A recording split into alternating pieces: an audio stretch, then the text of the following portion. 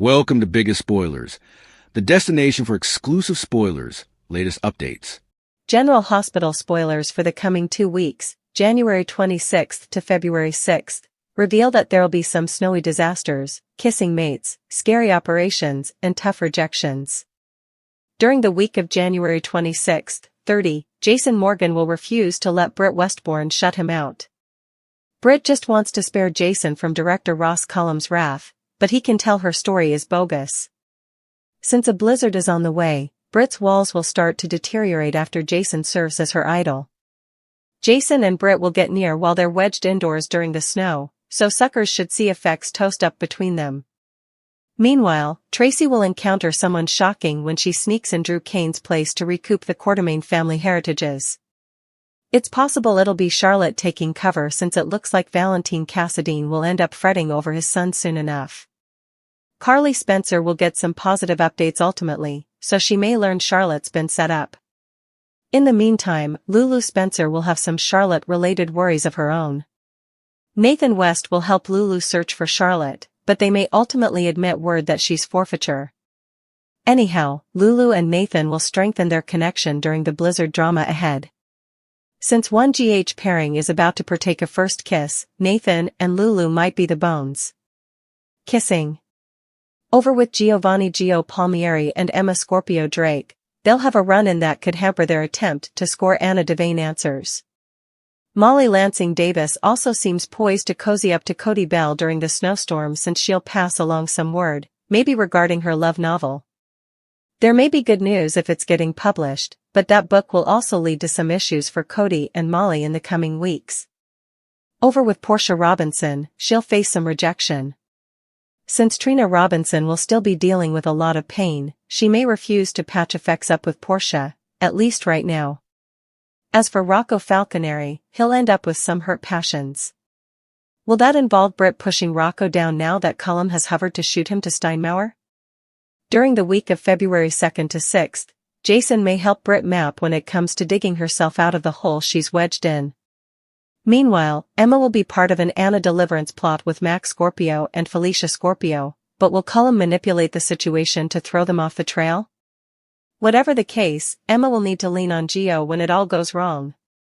Curtis may throw further maternity test pressure at Portia as well, so will she eventually delve in and move forward with chancing out who the father is? Could some DNA test tampering be in the workshop? Eventually, Willow Kane will remain determined to score Wiley Corinthos and Amelia Corinthos' visit. Since Willow is in charge of whether Scout Quartermaine can see Danny Morgan, she might use that as a log-rolling chip. General Hospital spoilers say the coming 2 weeks will be packed with action and adventure, so stay tuned. General Hospital spoilers slip: Jen Sidwell has left some suckers confused about his purpose on the mega-hit Sudzer over the last time. When he arrived on the scene, he sounded like another one of those characters that would float into the picture long enough to make swells, and also see his way out. But setting up camp in a place like Windmere makes his intentions feel a little more endless, as does being so purposeful about decorating his home and rooting himself in original business and politics. At this point, we've to question if the thing is for Sidwell to stick around, and if he might be there long after Sonny Corinthos makes an exit. Sonny has met his match. Recall that it looked veritably much like it was Sidwell behind the firebombing of Sonny's extension apartment, but the mob master has no way been suitable to prove it. That move nearly brings Sonny his golden boy, Michael Corinthos. Sidwell has plotted his way into deception, incorporating an honest business with unethical practices that will ever compromise those women. Now, Sidwell has Sonny right where he wants him, and with Mayor Laura Collins under his thumb to charge. It's been a long time since we've seen someone apply considerable control over Sonny, and it seems like the dude is just laying down and taking it. Maurice is making plans. Recent interviews have exfoliate light on Maurice Bernard's plans for withdrawal. That's to say he has some. Yes, at some point, he's going to do further with his life and work. As much as he has been blessed by this career and the fidelity of the cleaner and suckers, both Maurice and Sonny are going to hang their chapeau up ultimately. Late last time, Maurice suspected that withdrawal could come for him in just 3 times, a common choice for those turning 65. Still, we will presumably see some of the foundation being laid for this, and might be formerly, if that's the case. He's timber amends, softening, demonstrating fidelity in his connections, staying single for formerly, and making far smaller illegal and dangerous moves. Of course, he can't cut all of that out entirely, and that's how Sidwell got his hooks into him. Is a preemption appropriate? Not all of us will be pleased with an ending for Sonny that leaves him looking weaker than ever ahead. It's formerly delicate to wrap our minds around the idea that the old Sonny, the sharper, more ruthless and reckless Joe we fell in love with 30-some times ago isn't coming back. It appears he's lost nearly in Nixon Falls. But we want to see Sonny go out with a bang, still ever seeing his conglomerate go on, not seeing it overhauled by a further clever monopoly man who moved into city. Sidwell just doesn't excite us the same way Casanova Corinthos did in the 90s, and I don't see him being suitable to replace that fire. How about you? Sound off in the commentary, and check back with us every day for further GH news and spoilers. General Hospital spoilers tease that Britt Westbourne has agreed to go to work in a lab on Ladle Island. Will she be the one to find Anna Devane? Surely, perhaps. Let's break down how Anna could eventually be saved and also tell us what you suppose. Britt rescues Anna? WSB Director Cullum told Britt that she has a choice: go to work at Windmere or die. She chose the former. This means she has to keep Jason Morgan at bay just as they're hotting back over. Nothing says I love you like dismissal throwing. Cullum is working with Carlo Sidwell on Caesar Faison's final design, and this is passing on Ladle Island. You can go your bippy that formerly Britt is on the islet. She'll meddle like crazy. Will she find Anna? Like we said, you can go your bippy on that.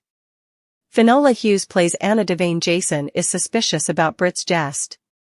So when she goes MIA, he'll be ready to spring into action. Britt's bestie, Brad Cooper, lately advised him to stay down from Britt so Jason will be redundant motivated to track her down. We prognosticate that Jason, Anna, and Britt will be suitable to break the riddle swirling around Faison's final design. Jason comes to the deliverance? But wouldn't it be nice if Britt is the heroic idol this time around? At the Five Poppies, Jason saved Britt and saved the day. He's also helped her out in PC, by giving her the Huntington meds when she was too drunk, and getting her a place at Bobby's. We suppose it's time for Britt to put on those big girl pants and come the Britt we know and love. What happens next on Ladle Island? Tell us what you suppose of Britt's helpless act and what you suppose transpires formerly Britt arrives on the islet. Will she have a gleam up and flash back who she's and what she stands for?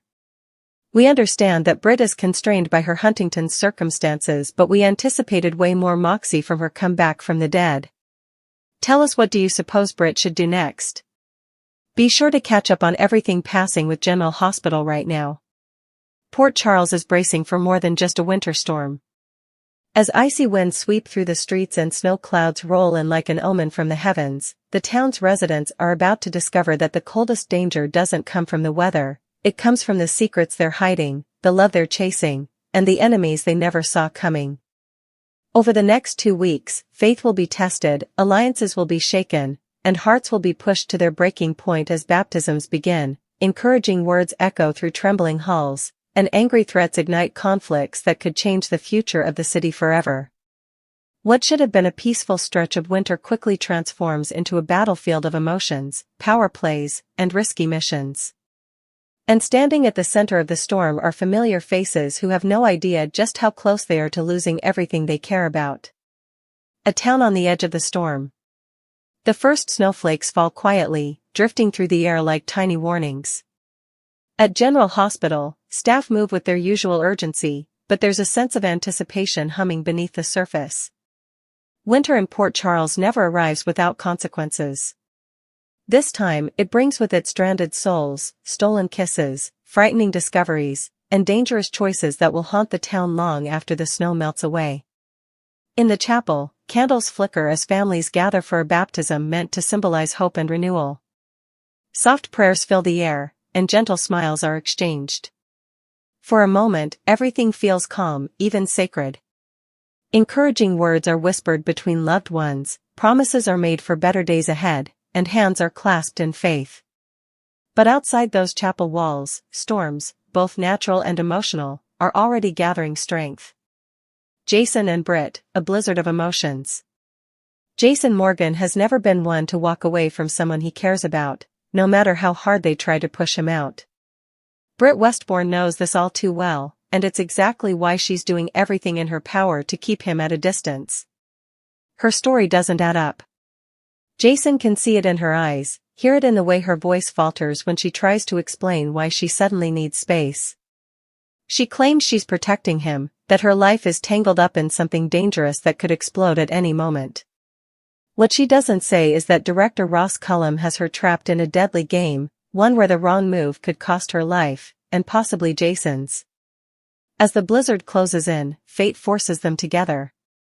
Snow blocks roads, knocks out power, and leaves Britt and Jason stranded indoors. The storm outside howls like a living thing, but inside, something entirely different begins to burn. Walls Britt worked so hard to build start to crack.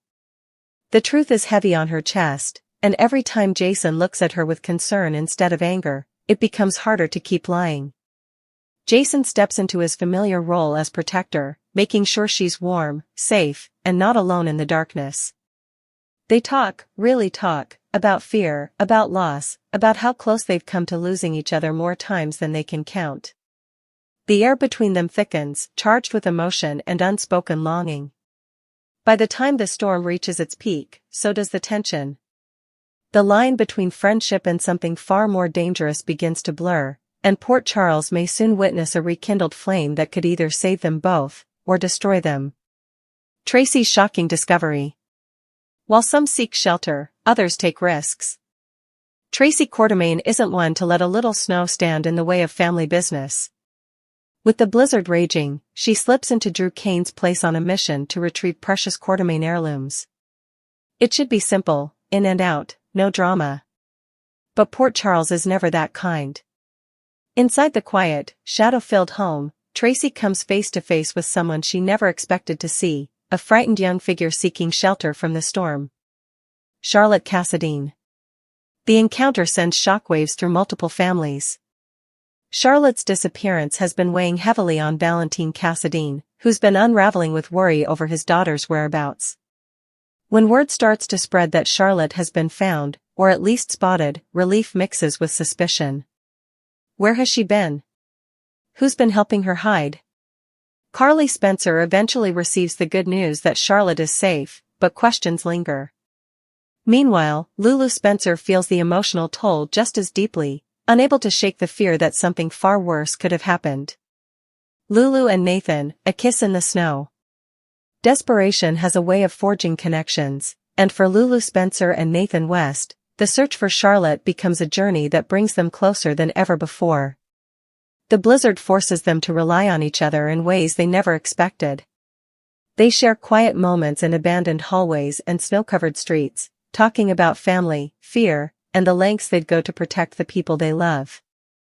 At some point, the line between partnership and something more begins to fade. Under falling snow, in the glow of a streetlight that barely cuts through the storm, Lulu and Nathan find themselves closer than ever. A moment of hesitation. A shared breath. And then, a kiss that feels like a promise of something new, something hopeful in a town that so often thrives on heartbreak. But in Port Charles, every beautiful moment comes with a price. Gio and Emma, a mission gone wrong. Elsewhere, Giovanni Gio Palmieri and Emma Scorpio Drake find themselves pulled into a dangerous quest for answers. Their goal is simple in theory: help Anna Devane by uncovering the truth behind a web of secrets and lies that seem to lead back to powerful enemies with long memories. In practice, nothing goes according to plan. Their run-in with unexpected obstacles throws their mission off course, leaving Emma frustrated and Gio questioning just how far they should be willing to go. The deeper they dig, the clearer it becomes that they're dealing with forces far more dangerous than they initially believed. When things start to unravel, Emma will need someone she can trust, and Gio may become her lifeline when everything else falls apart. Molly and Cody, snowed in and secrets.